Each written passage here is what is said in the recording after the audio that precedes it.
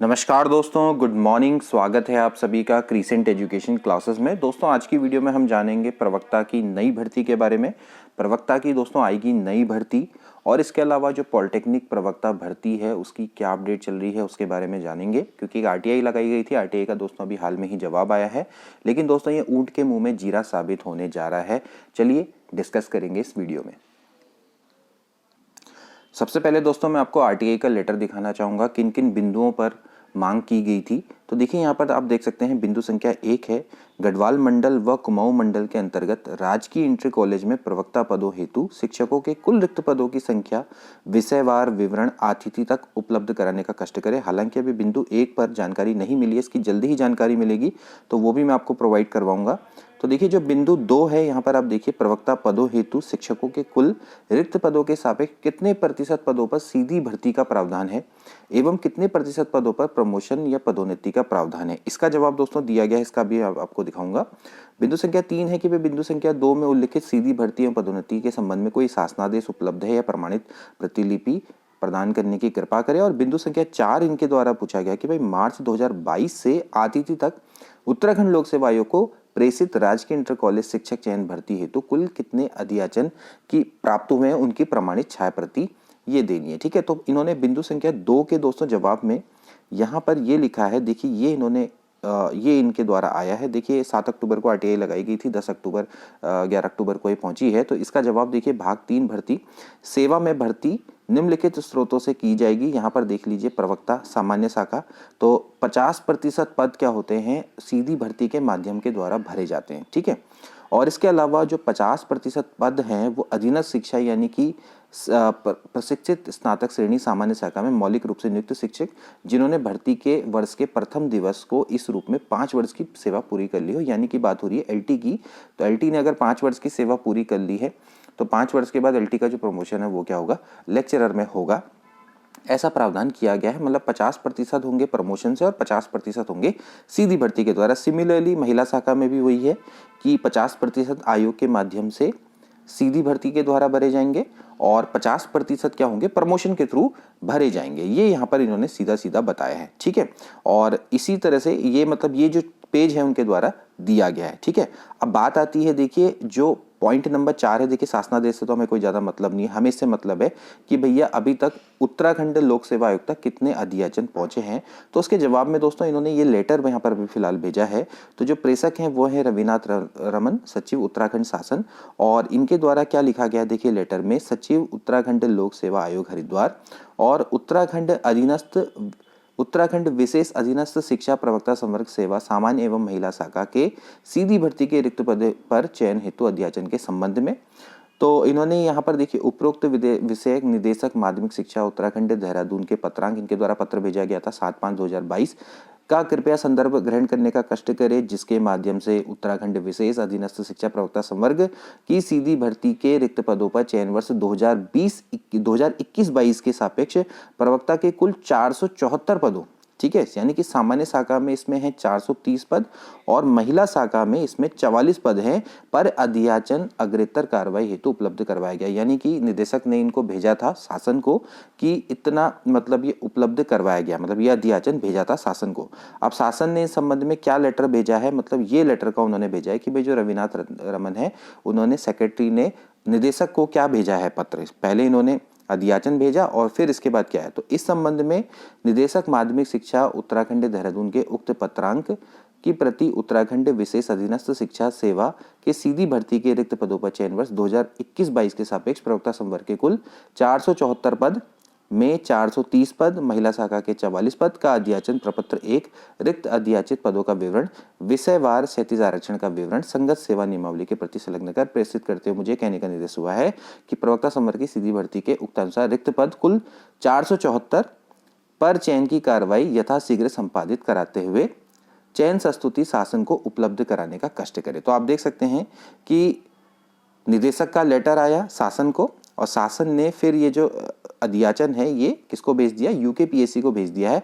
और उन्होंने साफ साफ यहाँ पर लिखा हुआ है कि ये मतलब ये इनको कहने का आदेश हुआ है कि जो जितने भी जो 474 पद हैं इस पर यथाशीघ्र कार्रवाई की जाए और ये जो मतलब ये यथाशीघ्र मतलब जो आपका एग्ज़ाम है उसको कंडक्ट करवा के फटाफट से इन पदों को भरा जाए और इनकी संस्तुति शासन को उपलब्ध कराई जाए।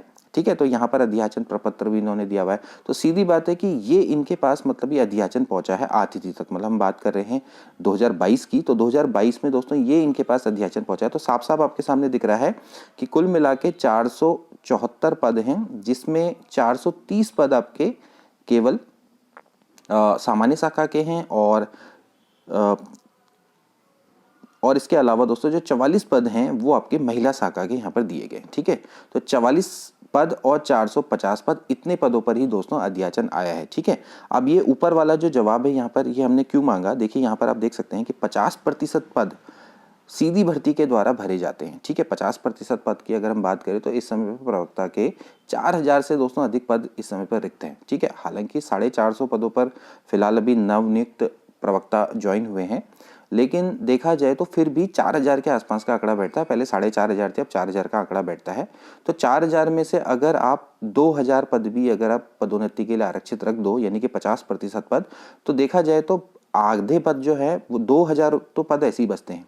ठीक है, अब इन 2000 का भी आपने अगर 50% निकाल दिया होता तो कम से कम 1000 पदों पे भर्ती आ जाती निकल के। ठीक है, आप देखिए सीधा सीधा सा आंकड़ा है, देखिए 4000 है, 4000 पद अभी इस समय पे खाली है। वैसे 4500 थे, 4500 में से हम 500 को माइनस कर देते हैं जो कि प्रवक्ता में चले गए। इसके बाद अब होगा क्या कि इसमें तकरीबन 2270 पदों पे प्रमोशन होगा। ठीक है, 2270 में चलो 1300 मान लेते हैं, 1700 पद इसमें खाली रह जाते हैं। ठीक है, मान लेते हैं। अब 1700 पदों में फिर से हम मान लेते हैं कि भाई 50% पद भी अगर आप आरक्षित रख दो प्रमोशन के लिए, फिर इसके बाद तो भी अगर आप इसका 50% अगर आप आंकड़ा निकालेंगे तो 850 पद तो तकरीबन बैठता है।